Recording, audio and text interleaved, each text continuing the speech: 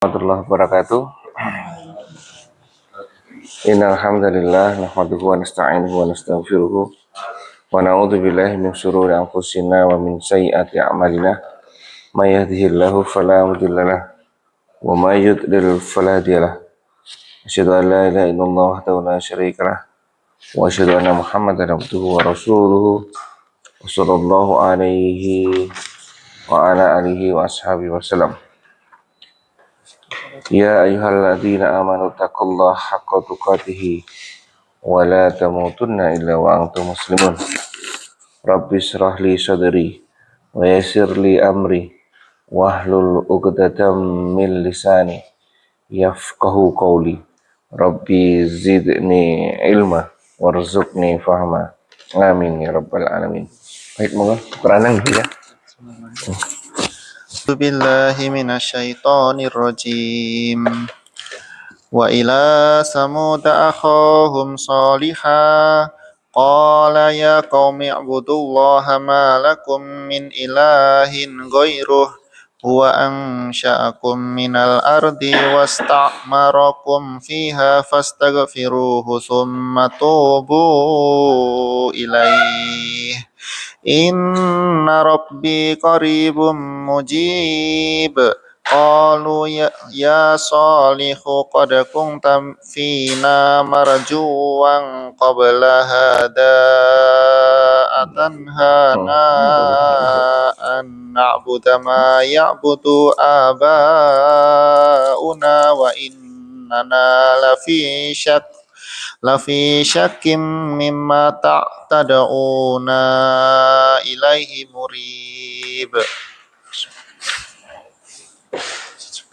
Qala ya qaumi ara'aytum in kuntu ala bayyinatin min rabbi wa atani minhu rahmatan faman yansuruni minallahi in asaituh fama tazidunani ghaira taksir.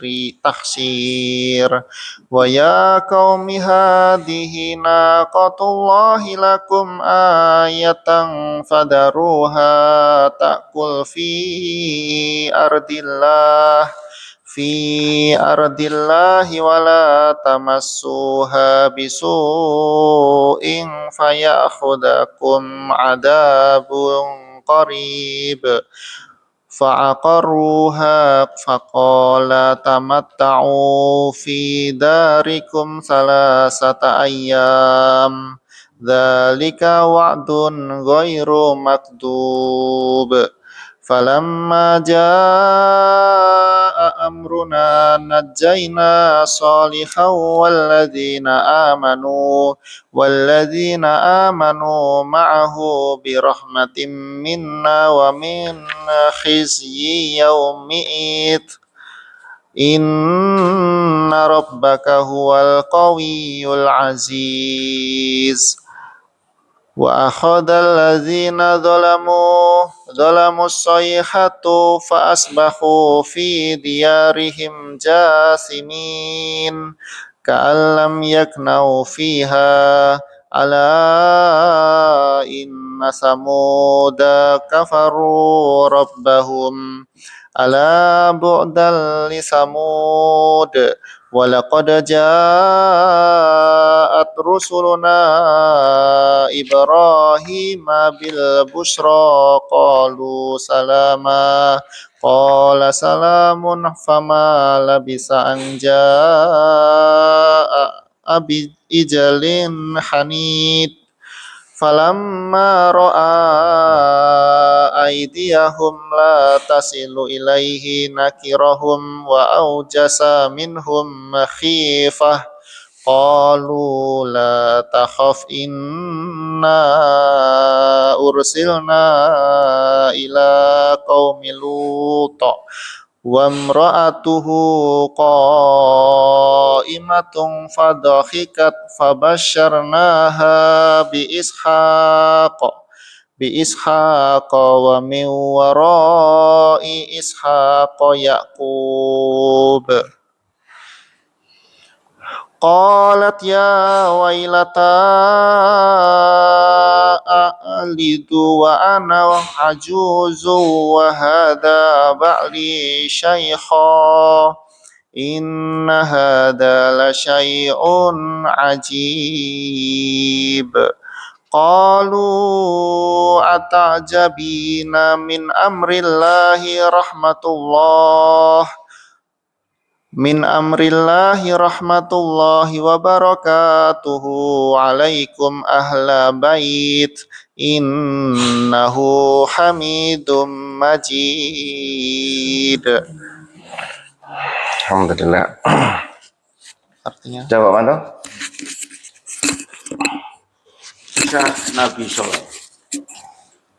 Dan kepada Samud kami utus saudara mereka Soleh. Soleh berkata, wahai kaumku, sembahlah Allah, sekali-sekali tidak ada Tuhan yang berhak disembah bagi kalian kecuali Dia. Dia telah menciptakan kalian dari bumi, tanah, dan menjadikan kalian sebagai yang memakmurkannya. Karena itu, mohonlah ampunannya kemudian bertaubatlah padanya. Sesungguhnya Tuhanku amat dekat lagi memperkenankan doa hambanya.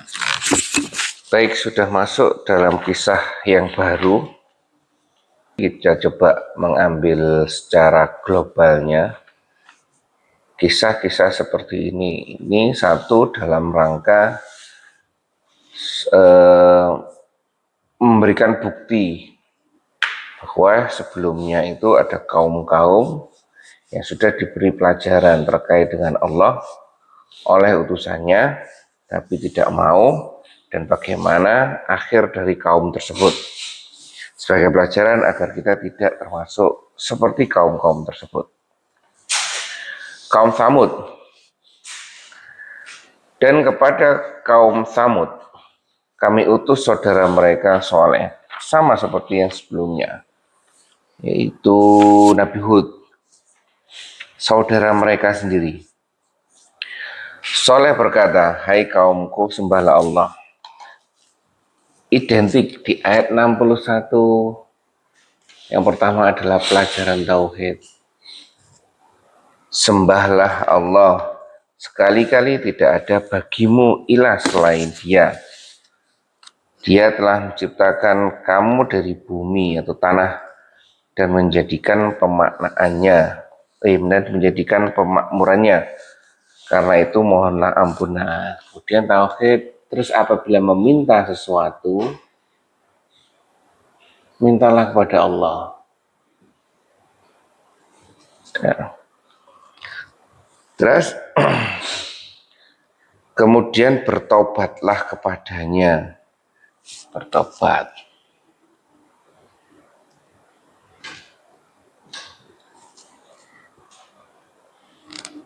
Sesungguhnya Rabbku amat dekat rahmannya lagi memperkenankan doa hambanya. Sebagaimana yang sudah kita ketahui sebelumnya, bahwa kaumnya Nabi Soleh ini, yaitu kaum Tsamud ini, diberi kekuatan yang hampir sama dengan kaum sebelumnya, kaum Ad, ya kan? Karena hampir satu generasi setelahnya, ya kan? Setelahnya. Mungkin ya orangnya besar, kuat, ya kan? Seperti itu. Kembali lagi dengan kelebihan yang sudah Allah berikan kepada kaum tersebut. Kelebihan itu tidak digunakan untuk menyembah Allah dengan baik dan benar, ya kan? Sehingga apa yang sudah diajarkan oleh utusannya, yaitu Nabi Soleh, ternyata tidak membuat mereka menjadi tunduk, malah mereka menjadi-jadi. Sehingga nanti dikisahkan tuntutan mereka yang tidak masuk akal, ya, seperti itu. Tapi tetap tidak seperti kaum Ad yang sepertinya tidak diberikan mukjizat sesuai dengan keinginan mereka.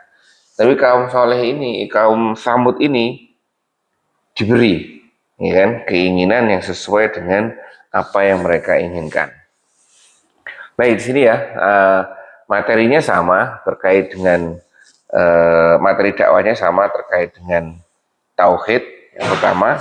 Kemudian setelah tauhid, setelah ini kan menarik nih. Setelah kita tahu pelajaran tauhid, berarti kita sudah jelas mintanya itu kemana dan bertobatnya itu kemana. Jadi yang penting buat kita saat ini adalah pengetahuan kita tentang Allah. Ini membantu ya. Karena apa? Karena dengan kita semakin tahu bahwa Allah kita itu siapa, ya kan? Kita akan mudah untuk berinteraksi dengan Allah. Sehingga di akhir ayat disebutkan Robku amat dekat, rahmatnya lagi memperkenalkan. Sudah diberikan pernyataan bahwa Allah itu dekat dan mengabulkan setiap doa hambanya. Itu ya. Baik, sampai sini ada yang disampaikan?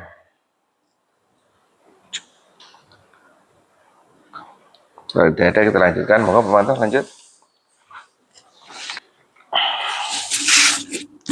Dan satu suara keras yang menggelegar membinasakan Rumah ada pemantau?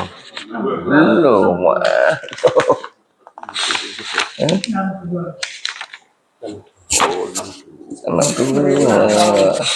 mereka kaum Samud berkata, wahai Soleh, sungguh kamu sebelum ini adalah seorang di antara kami yang diharapkan. Apakah kamu melarang kami untuk menyembah apa yang disembah oleh bapak-bapak kami? Dan sesungguhnya kami benar-benar dalam keraguan yang membimbangkan kami terhadap agama yang kamu serukan kepada kami. Baik, di sini sebutkan kedua. Kaum Samud berkata, hai Soleh, sesungguhnya kamu sebelum ini adalah seseorang di antara kami yang kami harapkan. Nah ini ya, harapan dari kaumnya. Harapan apa ya? Memang ini kembali lagi menginformasikan kepada kita bahwa para utusan adalah orang terbaik di zamannya. Dia, seseorang utusan adalah orang terbaik di zamannya. Berarti latar belakangnya para utusan ini sudah jelas, termasuk ini salah satunya adalah Nabi Soleh. Ini jelas latar belakangnya bagus, personal brandingnya bagus, sehingga menjadi harapan bagi mereka. Apakah kemudian setelah harapan itu tidak sesuai dengan apa yang mereka inginkan, apakah kamu melarang kami untuk menyembah yang disembah oleh bapak-bapak kami? Ternyata harapan ini, ya kan, tidak sesuai dengan nafsu atau keinginan.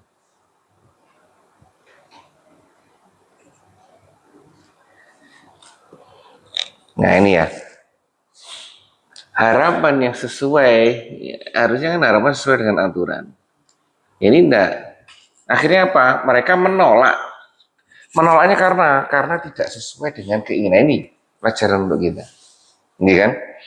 Bagaimana kita sekarang juga sama seperti itu. Apakah kita sedang melakukan seperti ini, menolak ajaran-ajaran yang sudah dibawa oleh Rasulullah hanya karena nafsu kita yang berbicara, hanya karena tidak sesuai dengan keinginan kita, ini kan? Dan sesungguhnya kami betul-betul dalam keraguan yang menggelisahkan terhadap agama yang kamu serukan kepadamu. Karena sudah berpatokan pada ini, akhirnya apa yang dibawa aturan-aturan yang benar ini menjadi dipertanyakan oleh mereka.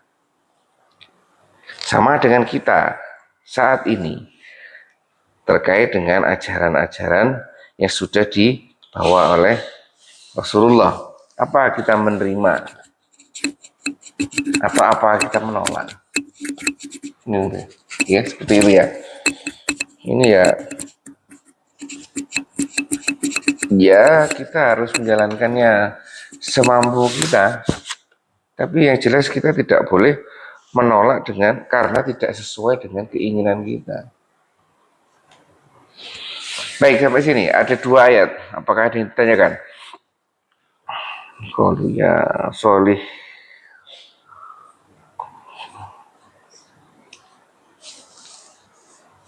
Ini bentuk-bentuk pengingkaran yang mungkin akan terjadi di kita, ini kan?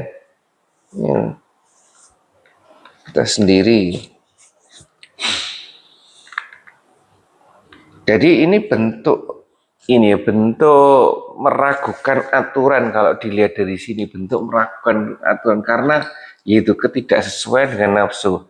Artinya apa? Standar yang digunakan itu ada 2, standar ganda.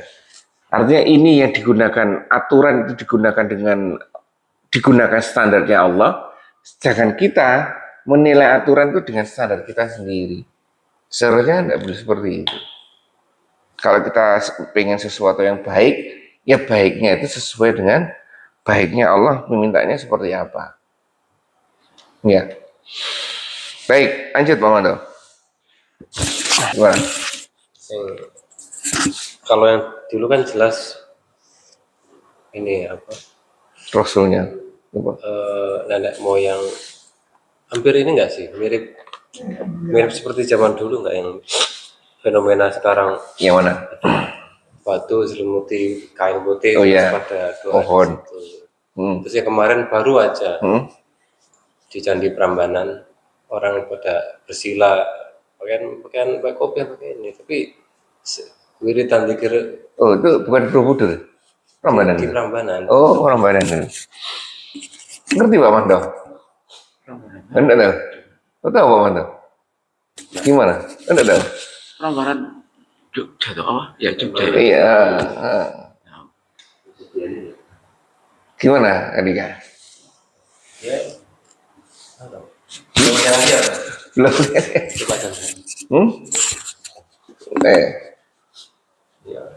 Kalau netizen yang paham, suruh membangunkan masjid malah membangunkan tempat ibadah. Jadi enggak lihat Dokter Ana. Seliwer ya kan, cuma enggak lihat detailnya apa yang ada sekelompok orang yang teridentifikasi dengan apa atributnya itu orang Islam, ya kan? Terus menghadap temboknya candi. Jadi dia duduk di lantai terus ngadep candi itu, terus wiritan. Iya, ya itu.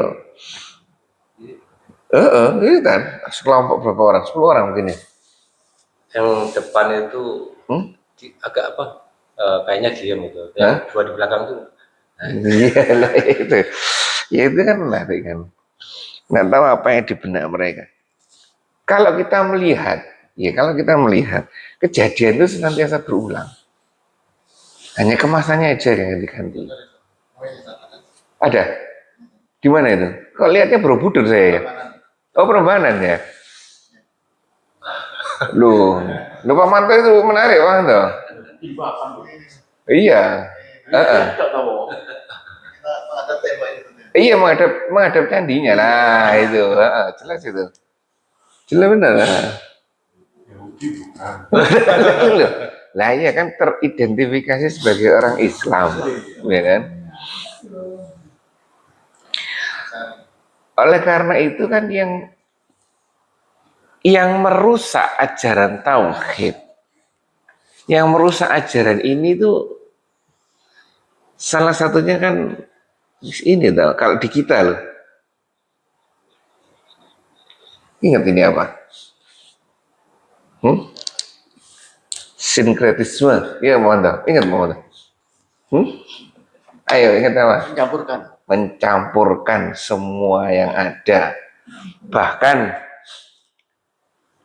Bahkan di Candi Borobudur pun adalah candi yang dibuat sebagai lambang sinkretisme dari ajaran agama saat itu yang berkembang yaitu Siwa Puja. Siwa ini adalah perwakilan dari Hindu, Buddha, dan Jawa. Ya itulah jadinya satu tuh katanya orang-orang yang belajar terkait dengan candi. Sekarang kita sama, sinkretisme. Baiknya agar ini baiknya menurut nafsunya manusia, bukan baiknya menurut Allah. Ya, banyak nanti seperti itu. Di mana itu? Hah? Di saya baca itu di B29 ya. B29. Ya, itu sudah alhamdulillah sudah banyak sekali yang masuk. Islam yang sebelumnya itu orang-orang asli Tengger ya. Benar. Tengger dengan adat istiadatnya seperti itu. Jadi Ustadz. ketuanya itu yang paling kaya di sana masuk Islam. Lambat laun pelan-pelan semuanya 200 lebih akhirnya berbondong-bondong masuk Islam. Begitu juga yang di Gunung Semeru ya. Gunung Semeru, benar. Sampai ya semula seperti itu ada istiadat persembahan dan ya, betul. Sampai 400 terakhir itu masih Islam. Artinya gini, dengan kejadian yang seperti tadi yang di Prambanan itu barangkali ya, barangkali kita lihat, itu kan baru masuk ya, baru masuk Islam. Nah, yang sebelumnya itu animisme atau mengadakan adat istiadat seperti itu kesehariannya, kesembahan dan sebagainya. Itu mungkin ya tidak atau belum pencerahan secara menyeluruh tentang Islam. Baru masih irisan-irisan seperti itu. Banyak gampang untuk dibawa. Ya sudah Islam, ya jilbaban tapi ya saya nyembah ya jilbaban tapi saya ini. Itulah potret Indonesia. Iya, itu dan Ustadz Profesor dari UNER, ahli bahasa. Beliau ahli bahasa yang sudah punah. Itu menyampaikan kenapa kok salah satu kenapa kok masyarakat Jawa ini gampang sekali menyerap budaya atau agama orang lain, karena beliau menjelaskannya sederhana, karena agama kepercayaan awal dari masyarakat Nusantara atau Jawa terutama adalah agama apa Pak Manto? Ingat? Hindu Buddha. Sebelum Hindu. Sebelum Hindu Buddha. Itu animisme itu namanya apa? Ingat tidak? Gusti. Kapitayan. Apa itu? Kapitayan ini adalah orang Wonosobo yang tahu. Gimana Dik? Atau mungkin apa? Kejawen ini ya? Ya Kejawen. Ya ini Kapitayan. Dan yang menarik menurut beliau, agama Kapitayan ini adalah agama yang mengenal Tuhannya itu abstrak. Jadi kemudian muncul Hindu Buddha ini itu terpengaruh dari India, sehingga Tuhannya itu berbentuk maksudnya. Kalau ini Tuhannya tidak berbentuk. Oleh karena itu mereka prosesinya dinamakan sembahyang. Ini kan tidak berbentuk. Iya kan? Tapi kenapa kok Candi Borobudur candi ini berbentuk? Nah, ada pengaruh dari luar. Kenapa kok kita mudah kemasukan dari luar? Karena kita tidak berbelia, karena saat itu ininya itu tidak ada, abstrak, jadi gampang menerima. Tuh, ada di situ Kapitayan. Pernah? Belum. Itulah. Sepertinya itu ini ada kan mesti ada yang mempelopori ya, ada perbuatan baru ini kadang orang ini mengikuti imamnya atau kiainya atau pimpinan kelompok tertentu, kadang yang terjadi itu taklid buta ya Pak. Jadi mengikuti tanpa ilmu yang pertama itu, kemudian Iya. juga ini apa ini apa ini taklid buta itu kayak apa ya, Iya. mengikuti imamnya tanpa dasar ilmu yang Iya benar. Benar. Taklid buta. Makanya kita juga dalam tanda kutip dilarang. Imanan buta itu dilarang. Karena tidak kuat nanti pondasinya. Ya harus disesuaikan dengan pemikiran kita, ya kan, agar kuat. Seperti ini ya. Jadi karena kapitayan ini yangnya itu tidak ada, gampang masuk. Gampang masuk. Definisi ini itu gampang didefinisikan dengan yang lain-lain. Gampang nerima. Itu ya, makanya belajar, ya kan, seperti itu. Inilah kapitayan itu. Dulu agama nenek moyang, agama nenek moyang kita. Dan kejadian-kejadian sekarang ya gimana ya, sih seperti itu, ini kan.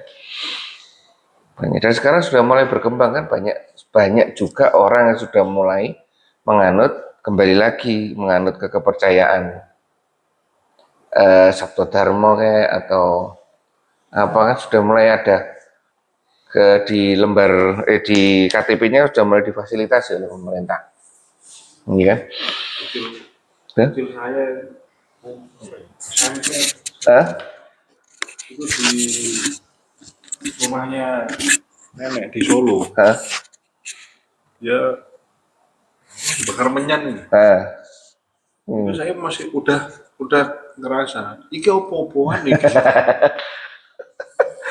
Karena itu apa ya? Kalau ilmu saya masih belum paham, tapi dalam hati saya menentang itu. Fitrah manusia itu. Fitrah manusia seperti itu. Ya.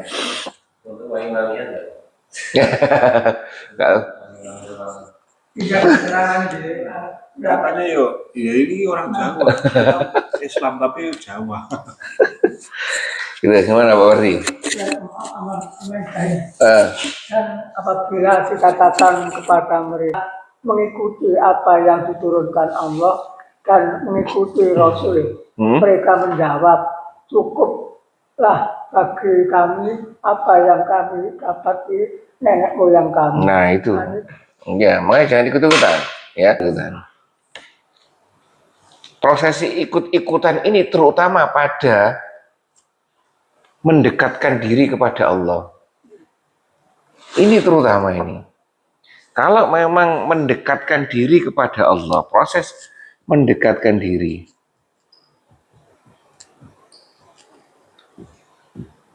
kepada Allah.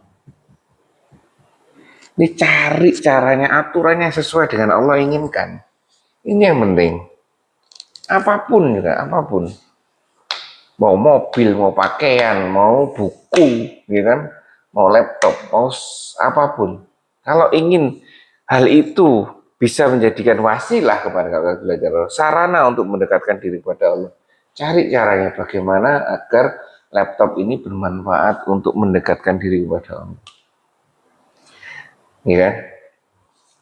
Kalau itu kemudian membuat cara sendiri, ya itulah namanya bid'ah. Ya, seperti itu ya. Jadi kata kuncinya ini mendekatkan diri. Apakah itu mendekatkan diri kepada Allah? Kalau memang itu untuk itu ya cari caranya sesuai dengan keinginan Allah. Baik, kita lanjutkan. 63.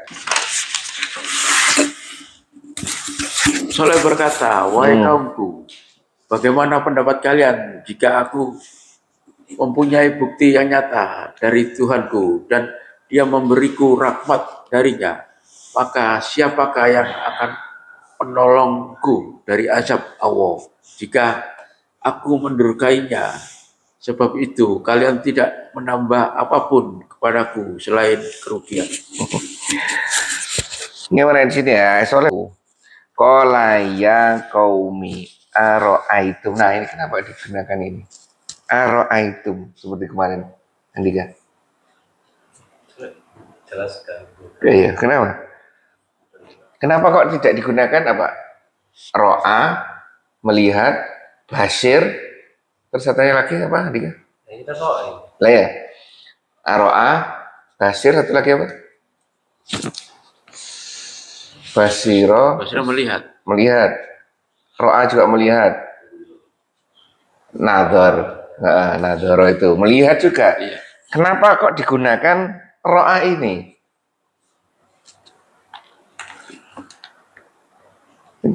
Qala ya qaumi ara'aitum in kuntum ala bibayyinati mir rabbi. Kenapa? Kenapa kira-kira ini? Ya, perlu benar. Loh, ro'a itu kedudukannya melihat yang seperti apa? Daripada basir sama nadhar. Roa Pikiranmu tuh. mengamati dengan masa. Yang tertinggi itu yang mana? Yang paling ruwet, yang paling detail itu yang mana?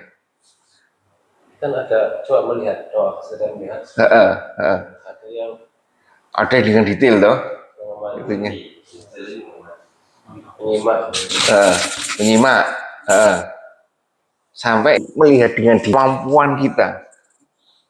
Basiro itu, lihatlah. Terus yang tengah-tengah itu nadhar, melihat dengan perhatikan tapi tidak terlalu. Yang hanya melihat saja itu ro'a ini. Iya kan? Jadi kenapa digunakan ini ro'a ini? Mungkin kalau saya melihat dari kejadian ini, bukti yang nyata nanti itu mukjizat itu benar-benar bisa dinikmati oleh banyak orang tanpa harus berpikir. Iya kan? Dimudahkan betul. Iya kan? Hai kaumku, bagaimana kalau gini, bukan bagaimana pikiranmu sebenarnya ini. Qala ya qaumi ara'aitu. Jadi aku perlihatkan, lihatlah, ya kan? Jika aku mempunyai bukti yang nyata dari Rabb. Jadi ro'a di sini lihat dengan mudah. Jadi memberikan bukti yang mudah dilihat, seharusnya seperti itu. Dengan bukti ini sangat mudah untuk mengidentifikasi bahwa apa yang dibawa, ajaran apa yang dibawa oleh Nabi Soleh itu benar. Tuhannya itu benar, ajaran, sehingga apa yang ajaran yang dibawa oleh Nabi Soleh dari Tuhannya itu ajaran yang benar. Seperti itu. Terus, dan diberinya aku rahmat daripadanya. Maka siapa yang akan menolong aku dari azab Allah jika aku mendurhakainya? Sebab itu kamu tidak menambah apapun kepadaku selain daripada kerugian. Ini ya. Jadi ini Nabi Soleh ini berusaha menjelaskan. Berusaha apa ya, Allah juga di sini menggunakan kata ini karena mukjizat ini sangat mudah dilihat. Ini seperti itu ya. Apa korelasinya kita dengan kita hari ini? Kalau mukjizat kita ini gampang apa gak susah ini? Al-Quran ini ya.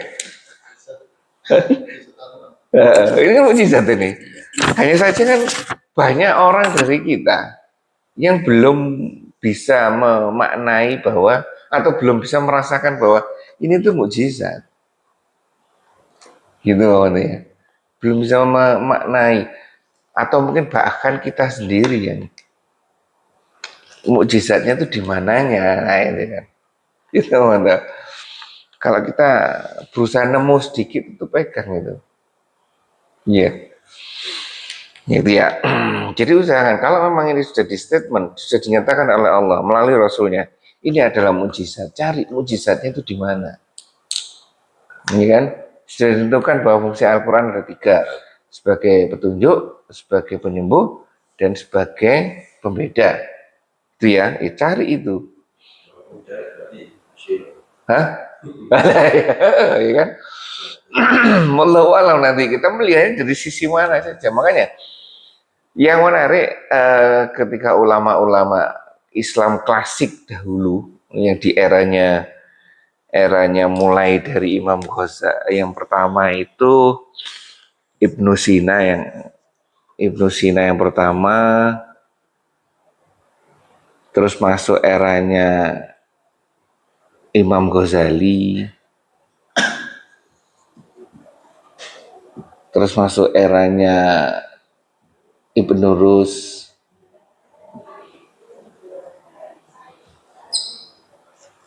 Nah ini tuh bener-bener menggali Al-Quran, walaupun ini nanti dikritik sama ini Imam Ghazali dikritik sama ini, tapi mereka benar-benar menggunakan Al-Quran sebagai sumber data, ini kan?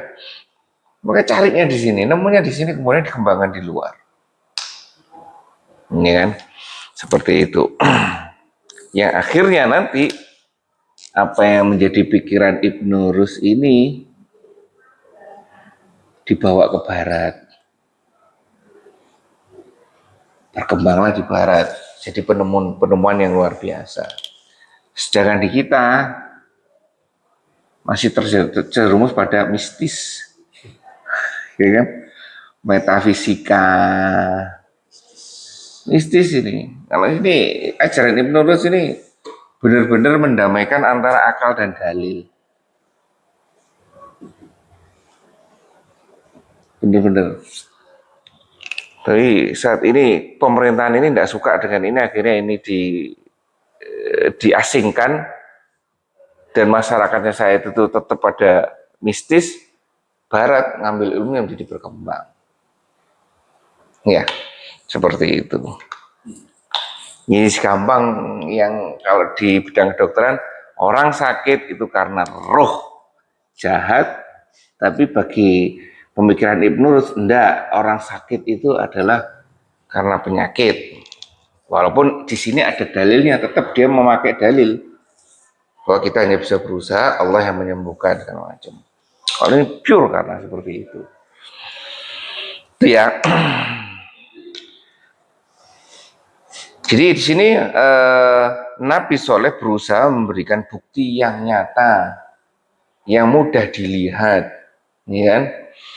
Agar kita kembali kepada Tuhan kita.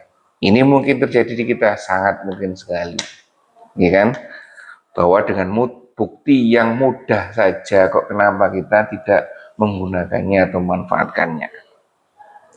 Baik, sampai sini ada yang sampaikan? Kalau tidak, kita lanjutkan. Lanjut. Inilah unta betina dari Allah sebagai mukjizat yang menunjukkan kebenaran bagi kalian. Sebab itu, biarkanlah dia makan di bumi Allah, dan janganlah kalian mengganggunya dengan gangguan apapun yang akan menyebabkan kalian ditimpa azab yang dekat. Oke. Ini adalah aturannya. Ketika Allah memberikan bukti mukjizat yang nyata, yang mudah dilihat, yang mudah dipahami, yang mudah semuanya untuk yang meminta, ya kan? Berarti sesuai dengan keimanannya. Di mukjizat Nabi Soleh, untanya ini kan luar biasa kan?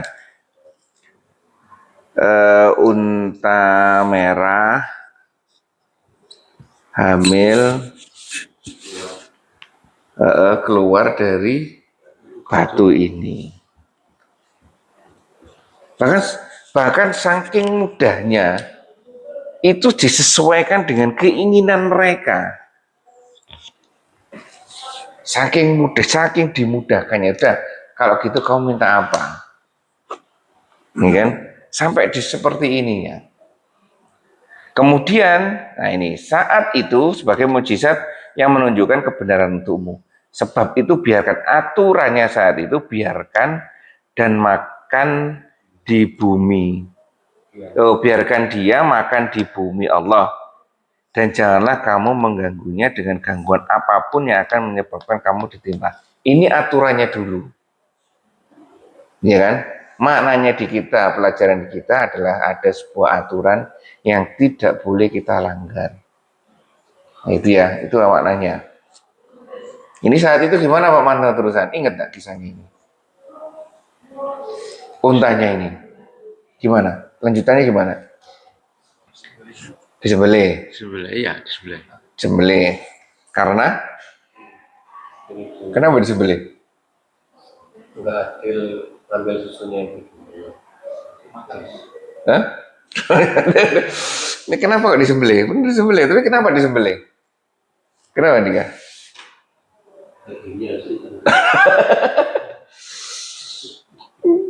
Enggak. Saya lupa ya, ini hamilnya terbunuh anaknya. Iya, disembelih, kan dia dibiarkan. Ingat enggak, kalau enggak salah aturannya kan, ini ada telaga. 3 hari. Nah, 1 hari masyarakat itu minum dari telaga. 1 hari masyarakat itu minum dari susunya ini. Kan mereka seperti itu. Gantian. Ya, berdasarkan susu Iya kan? Gantian. Kembali lagi. Bukan karena, ini disembelihnya itu bukan karena perilaku untanya, kalau saya melihat, tetapi karena pengaruh dampak dari aturan ini.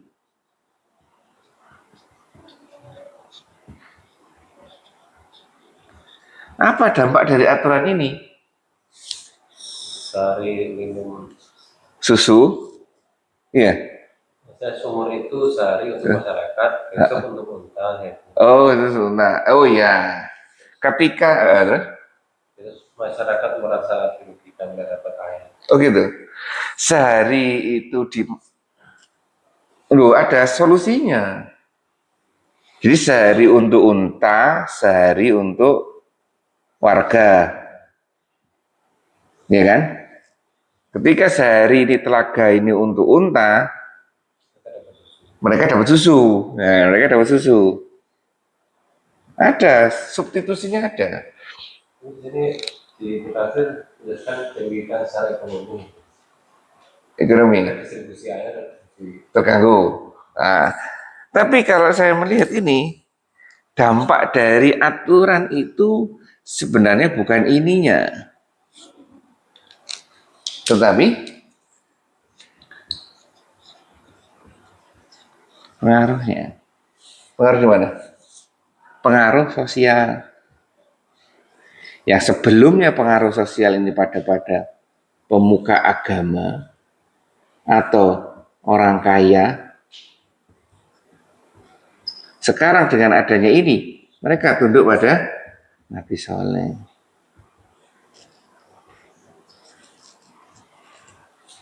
Nih, yang akhirnya ujung-ujungnya sama, ujung-ujungnya dimanapun. Akhirnya apa? Ini takut uangnya.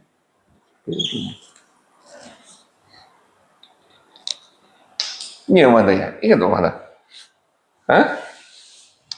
Ini yang terus akhirnya apa? Yang membunuh siapa Pak Anto? Ingat? Kaum Samud. Yang membunuh bukan dari warga, tapi karena hasutan orang-orang ini.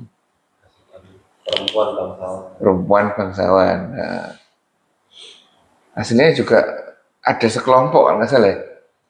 Ada sekelompok yang merasa terganggu ya? Nggak ada di situ. Ini perempuan bangsawan Hah? kiri terus Mantap. nyuruh orang lain Hah? itu membunuh bakar. Nah, intinya dari kelompok ini. Nah, terganggunya mungkin terganggunya ekonomi dari kelompok ini.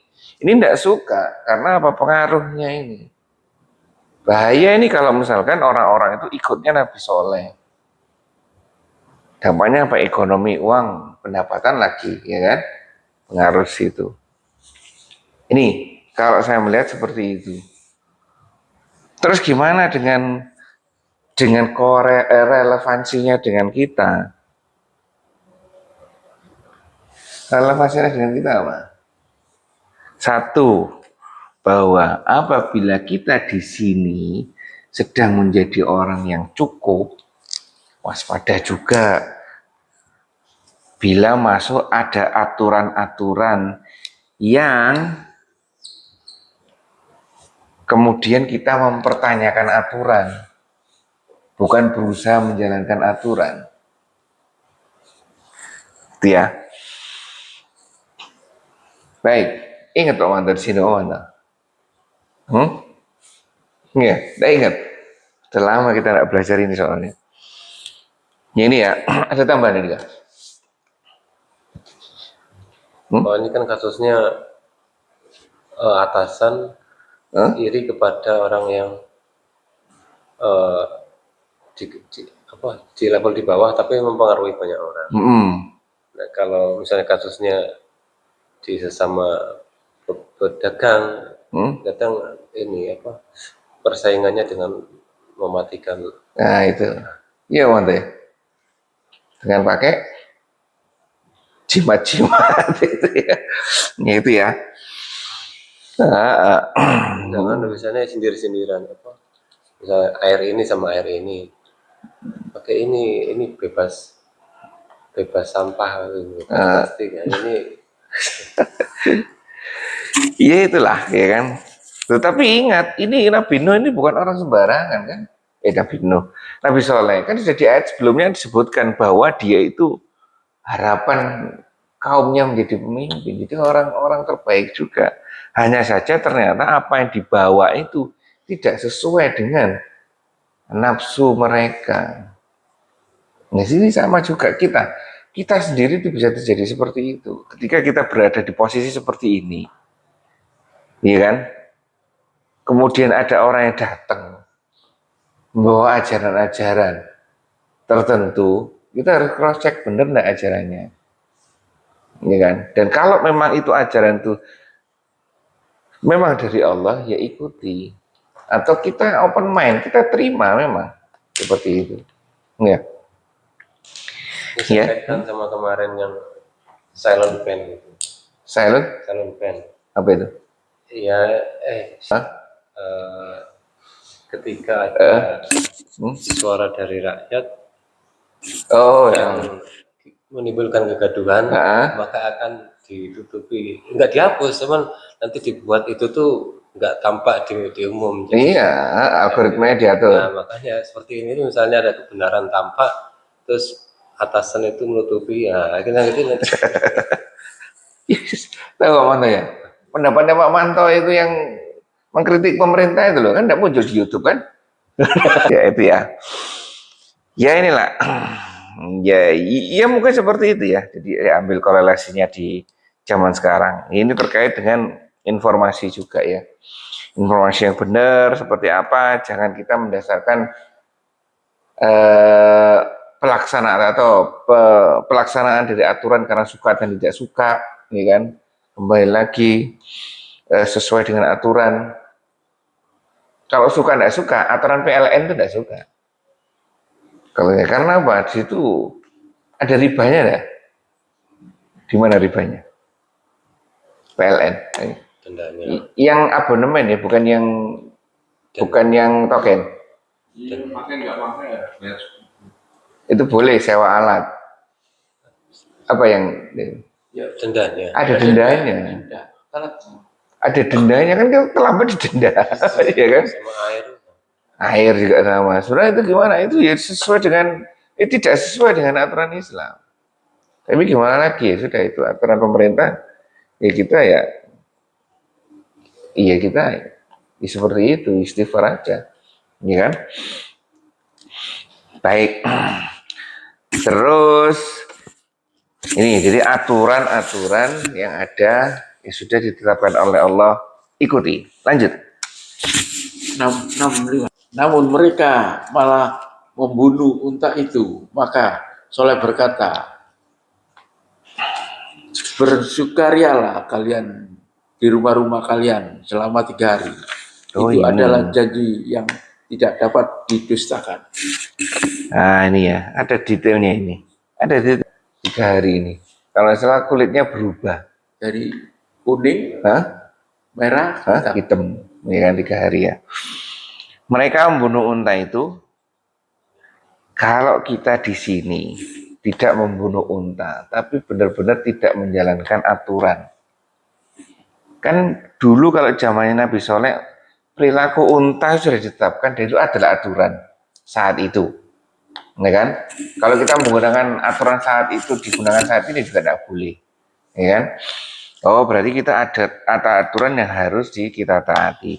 Kalau toh ternyata aturan itu tidak kita laksanakan atau bahkan kita membuat kedustaan pada aturan tersebut, maka di sini disebutkan, maka Soleh berkata, bersukarialah kamu sekalian di rumahmu selama 3 hari. Itu adalah janji yang tidak dapat didustakan. Iya. Kisahnya hanya seperti itu saja toh. Mana terus kemudian dibalik ya, atau dihujani batu. Ingat dong Anda? Hah? Dihujani batu ya. Oke, dilanjutkan satu lagi ya. Pak Wanto. Batu. Maka tatkala datang keputusan, kami selamatkan Soleh serta orang-orang yang beriman bersamanya dengan rahmat dari kami dan dari kehinaan di hari itu. Sesungguhnya Tuhanmu dialah yang maha kuat lagi maha perkasa. Nah, maka tatkala datang azab itu, azabnya ada adillah. Ada footnote-nya. Suara keras apa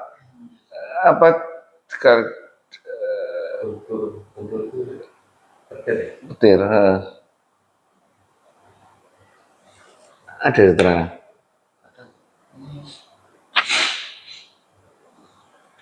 Mengirimkan panjang. Ada prosesnya kalau nggak salah kok. Terus kemudian habis itu, seakan-akan tidak ada gimana? Kemudian datang suara keras yang mengguntur dari lecahan bumi yang keras di bawah mereka sehingga nyawa mereka melayang. Lalu mereka mati bergelimpangan di rumahnya seolah-olah mereka belum pernah berdiam di tempat itu. Allah SWT berfirman surat An-Naml 5253, maka itulah rumah-rumah mereka dalam keadaan runtuh disebabkan kezaliman mereka. Sesungguhnya pada yang demikian itu dapat pelajaran bagi kaum yang mengetahui. Dan telah kami selamatkan orang-orang yang beriman dan mereka itu selalu bertakwa. Ini ya, azab kaum solih. Kaum solih seperti itu. Jadi diawali dari 3 hari tersebut. Kalau salah sebelumnya itu mereka, ya kan, pesta pora, di ujung pesta pora mereka istirahat, tunggu 3 hari, perubahan warna kulit, kemudian di akhirnya itu ada suara keras, bumi bergoncang, semua itu hilang. Ya. Seakan-akan tidak pernah ada peradaban di situ. Ini ya, seperti itu ya. Maka tatkala datang azab kami selamatkan Soleh beserta orang-orang yang beriman bersama mereka dengan rahmat dari kami dan dari kehinaan di hari itu. Sesungguhnya Rabbmu dialah yang maha kuat lagi maha perkasa. Ini mungkin penutup sifat Allah seperti ini karena bentuk pembangkangan mereka orang-orang yang kuat dan perkasa gitu mungkin ya. Sehingga Allah memberikan kekuasaan, ya Allah maha perkasa. Apa yang mereka rasa itu tidak mungkin bagi Allah. Baik, lanjut. Ini ada ini. Terus? Dan satu suara keras yang menggelegar membinasakan orang-orang yang zalim itu, maka mereka mati bergelimpangan di tempat-tempat tinggal mereka. Seolah-olah mereka belum pernah berdiam di tempat itu. Ingatlah, sesungguhnya kaum Samud itu kafir terhadap Tuhan mereka. Ingatlah, kebinasaanlah bagi kaum Samud. Ya, diingatkan ya. Dan yang mengguntur menimpa orang-orang yang zalim itu, lalu mereka mati bergelimpangan di tempat tinggal mereka, seolah-olah mereka belum pernah berdiam di tempat itu. Ingatlah, sesungguhnya kaum Samud mengiring Rob mereka. Ingatlah kebinasaan bagi kaum Samud. Pernah terjadi di desanya Lika. Apa, Pak Mantan? Desa? Desa baik. Dieng. Ya, mana desa? Pangamun-amun. Ini deket Pangamun-amun jenenge. Masih jauh dari rumahmu, Dik? Jauh ya? Oh, di lereng Dieng. Ya, di arah naik kan.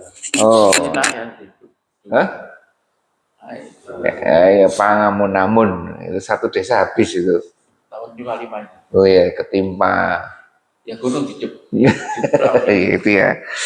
Itu subur, makmur. Nah ini benar. Terus banyak bajingan. Ngumpul semuanya. Ya ngumpul. Mm-mm.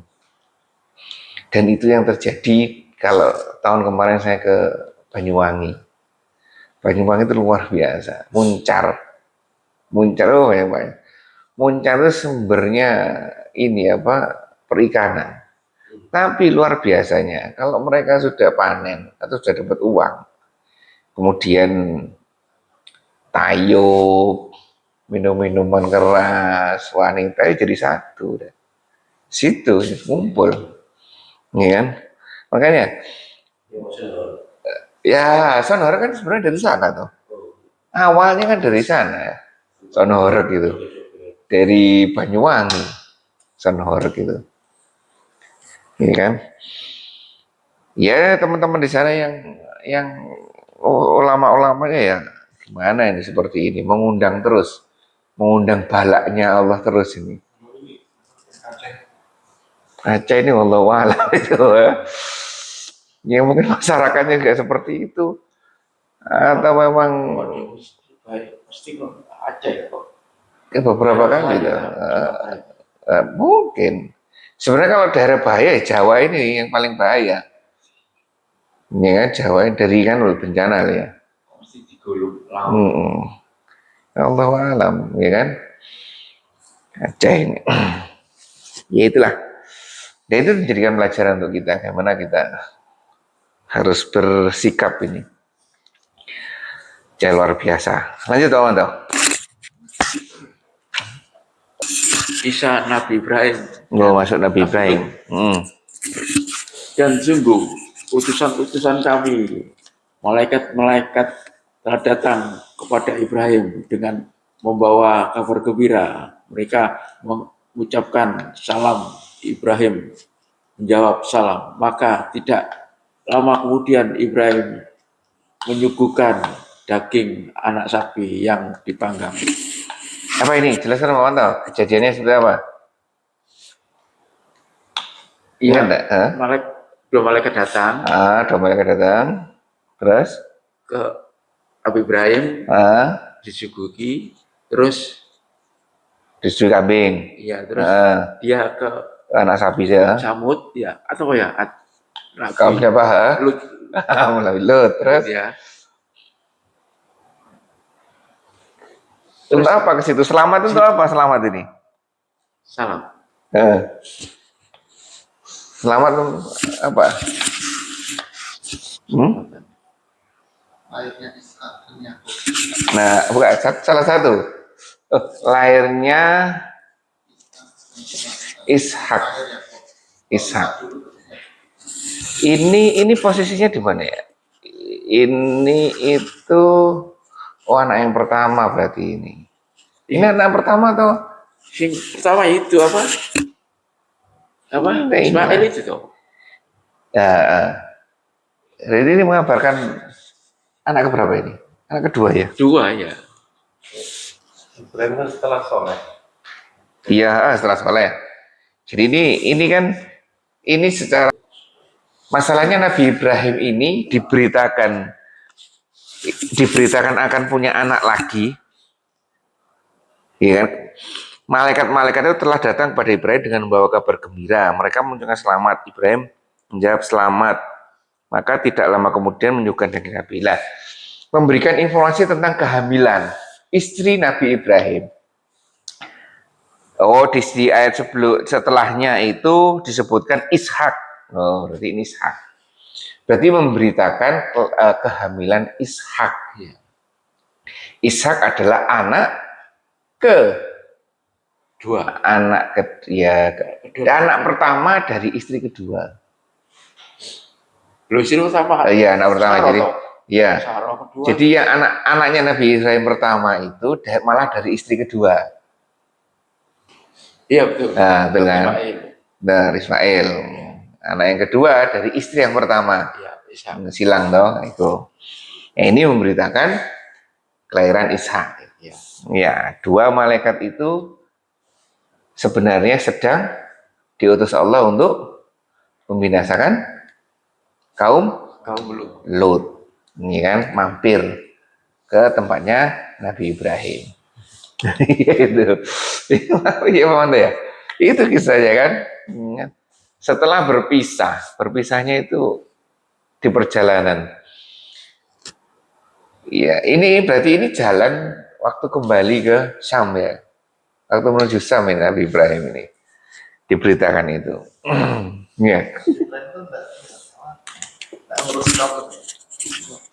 Enggak, beliau itu malah enggak ngurusi. Jadi dari Namrud, ya kan, beliau dibakar, keluar toh. Terus ke raja yang dolim itu akhirnya dapat Sarah. bukan Hajar. Sarah itu dapatnya di asli di kotanya di Babilonia, ya kan. Terus perjalanan kan setelah dibakar perjalanan keluar itu Nabi Ibrahim, Sarah, sama Nabi Lut. Nabi Lut kan ponakannya.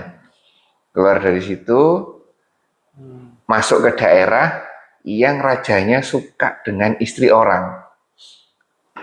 Sarah itu cantik, ya kan? Itu muncul dalam tanda kutip kebohongan kedua Nabi Ibrahim.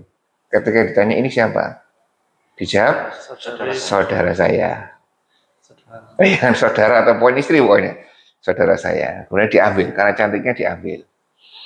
Setelah itu mau diberbuat tidak senonoh sama rajanya, kemudian berdoa tidak bisa selama 3 kali.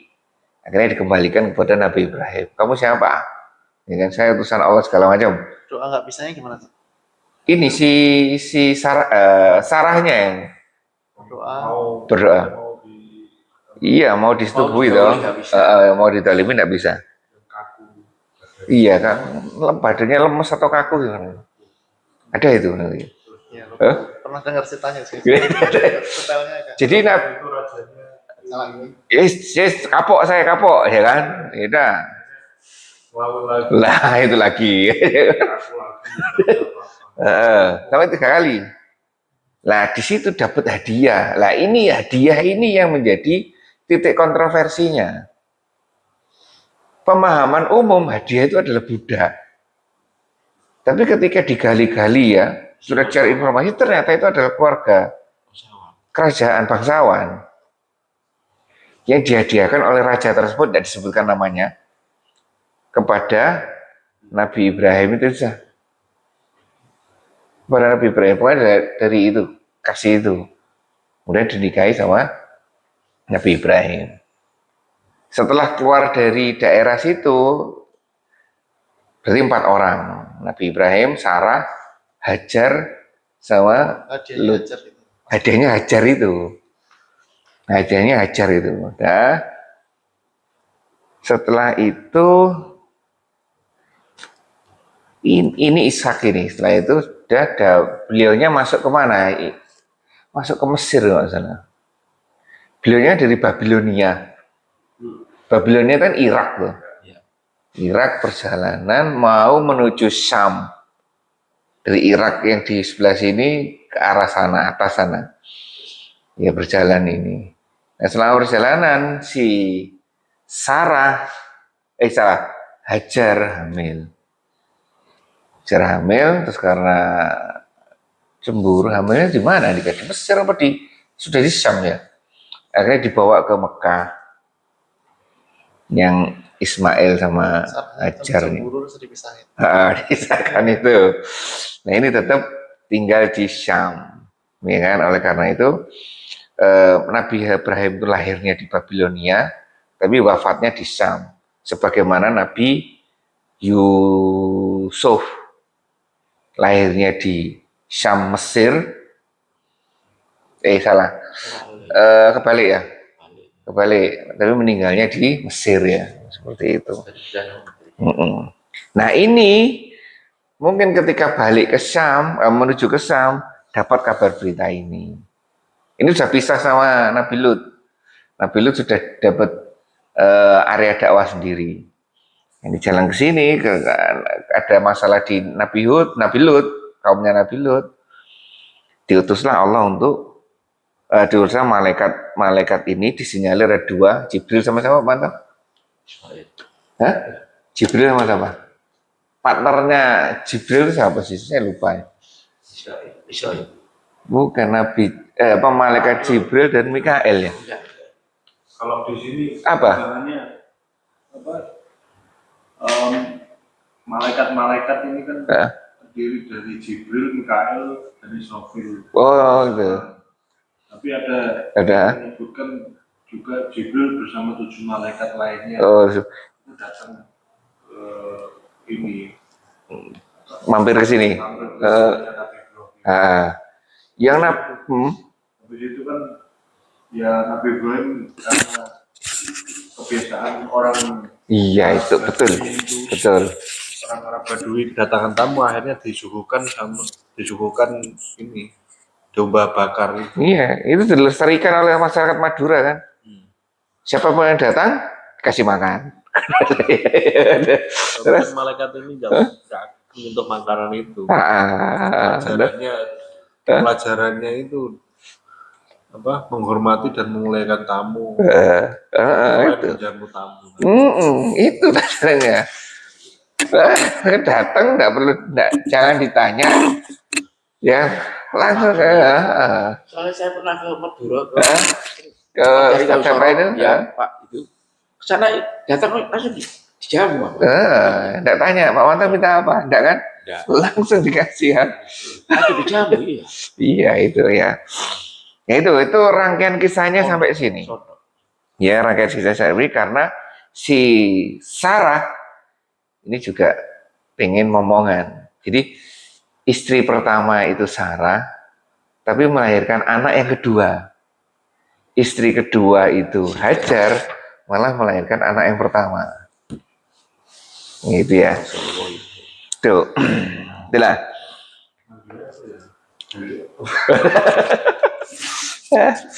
Nah, itulah kisahnya. Ini Nabi Ibrahim kaget karena tidak sesuai dengan kebiasaan. Disuguhkan tapi tidak disentuh sama sekali. Ya kan? Lanjut teman-teman. 70.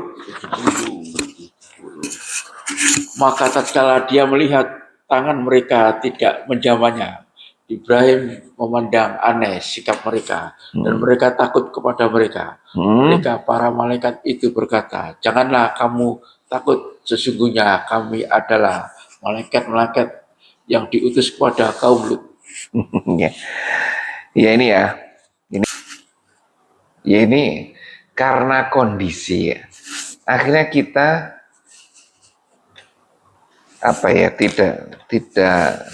tidak menjalankan yang sebenarnya seharusnya. Kan tamu kan seharusnya seperti itu kan. Tamu tanpa tanya silakan masuk, duduk, kasih makan, baru nanti ditanyain. Kalau kita enggak, belum masuk sudah ditanyain. Siapa? Apa perlunya? Ini belum buka pintu ini. Cerita dulu. Karena kondisi juga kan. Seperti itu. Iya, Mas ya.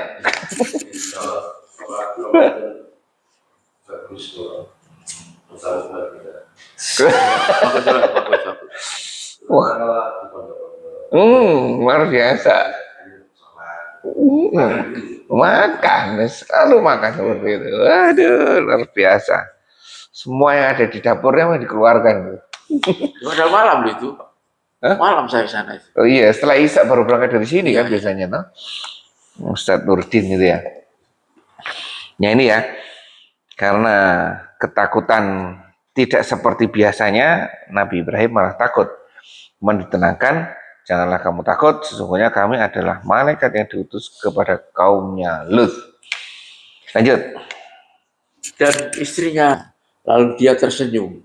Maka kami sampaikan kepadanya kabar gembira tentang kelahiran Ishak. Dan sesudah Ishak lahir pula Yakub. Dan istrinya berdiri, maka kami sampaikan kepadanya kabar gembira tentang kelahiran Ishak. Jadi sudah ditentukan ini ya. Ishak, kemudian setelah itu ada Yakub. Nah, lanjut Om Ato. Istrinya mengherankan, apakah aku akan melahirkan anak padahal aku sudah seorang perempuan tua dan ini suamiku dalam keadaan yang sudah tua pula. Sesungguhnya ini benar-benar suatu yang sangat aneh. Ini menjadi pelajaran untuk kita. Mantap, ingat. Waktu itu, Tidak ada keterangan ya? waktu itu kan istrinya 80. 80. Nabi Ibrahim 90. Ya, enggak, usianya Nabi Ibrahim tidak ada keterangannya ya. Ya. Artinya sudah menopause atau belum? Ya, biarpun menopause, kalau Allah berkehendak. Iya memang. Cuman kalau usianya seperti Nabi Nuh 1400 tahun ya, umur 100 tahun ya hanya seperempat. Ya masih gitu ya. Ya itu ya. Ya ini keluar biasaan, kemahakuasaan Allah dengan ini apa yang kalau ini kita ambil pelajaran apa yang kita bayangkan, ya kan? Itu ya ternyata jauh dari kekuasaan Allah. Allah lebih luas kekuasaan Allah. Ya kan? Kadang-kadang kita mendikte Allah terhadap sesuatu yang kecil keinginan kita. Padahal Allah sudah menyiapkan sesuatu yang besar untuk kita. Ya Pak ya? Iya kan? Seperti itu ya. Nurut aja Allah. Ya Allah. Bisnis skenario. Iya.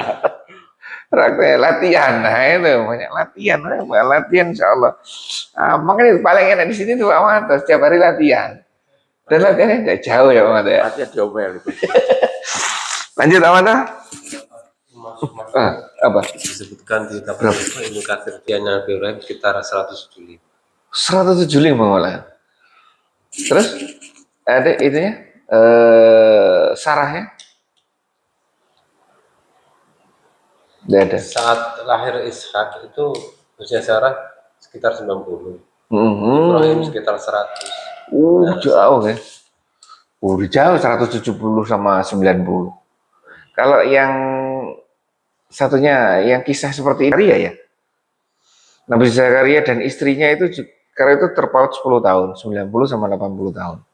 Iya, Nabi Ibrahim 100, Sarah 90. Nah, wafatnya Ibrahim kurang lebih 170. Oh, ya itu. 170, usianya 170-an. Berarti masih tengah-tengah dari usia. Kalau kita ya, kalau usianya 63 berarti masih setara usia 30-an. Nah, ya, berarti kan belum menopause dah.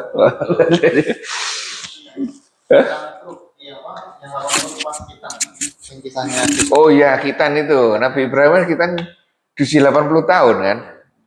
Iya kan, seperti itu. Ya. Ingat kan, iya kan, ingat 80 tahun.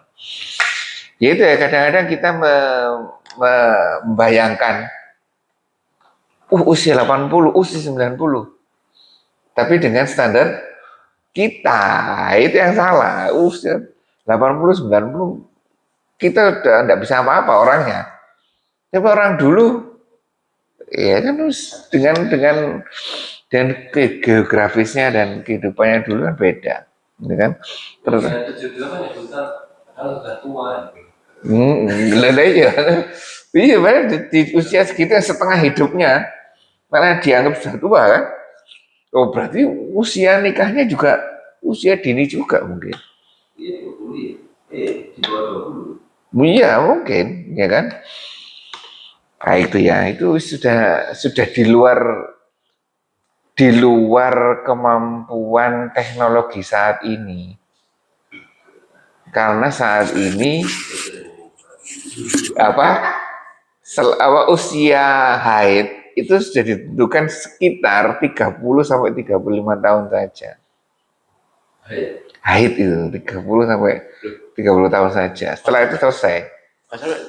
Sampai 50 enggak. Menopause itu menopause.